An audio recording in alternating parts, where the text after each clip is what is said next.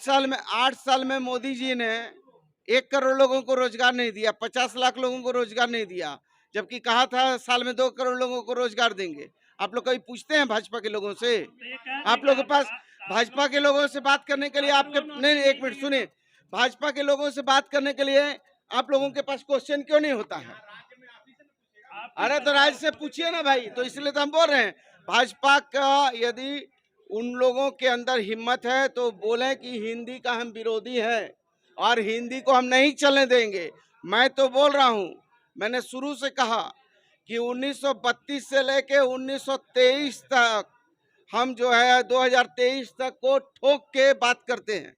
उस दिन भी कहा, आज भी कह रहे हैं। यदि ये मर्द हैं तो कहें कि हम हिंदी के विरोधी हैं। तो बोल रहे कि 60-40% जो है बाहरियों के लिए क्यों खोला जा रहा है? अगर 3 साल में यही नीति लानी थी तब तक क्यों उनको नौकरी से दूर रखा गया?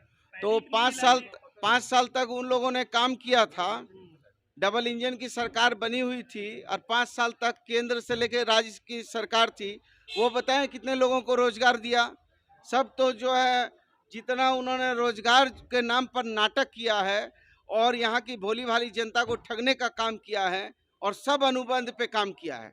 वो बताएं, स्पष्ट करें कि उनके शासन में डबल इंजन की सरकार में कितने लोगों को रोजी रोजगार दिया, वो स्पष्ट करें। आपने 3 सालों में कितने लोगों को नौकरी? अरे भाई, हम तो लगातार प्रयास कर रहे हैं। कब तक? हम तो प्रयास कर रहे हैं और हमने नियोजन नीति लाया, अभी नियोजन नीति फिर लाए हैं।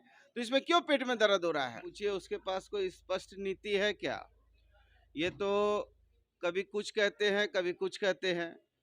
कभी यही विपक्ष के लोगों ने कहा था, नियोजन नीति लाया था और इन लोगों ने कट ऑफ डेट क्या रखा था आपको मालूम है। फिर यही लोग गिरिडीह का जब ये लोग सम्मेलन कर रहे थे तो पीछे लिख दिया था कि 1932 की बात की थी, पहले 1918 की बात की और 2018 की बात की, फिर 1932 की बात की। तो ये तो भाजपा के लोगों के पास कोई स्पष्ट सोच ही नहीं है।